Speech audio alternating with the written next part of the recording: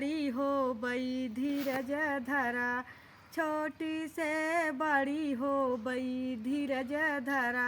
जैसे नेबुलवा में कांटा ही होते हैं, जैसे नेबुलवा में कांटा ही होते हैं, वैसे ही काटिली हम हो बई धीरज धरा, वैसे ही काटिली हम हो बई धीरज धरा। छोटी से बड़ी हो बई धीरज धरा, जैसे अनरवा में दाना ही हो तुम्हें, जैसे अनरवा में दाना ही होते हैं, वैसे ही अनाड़ी हम हो बई धीरज धरा।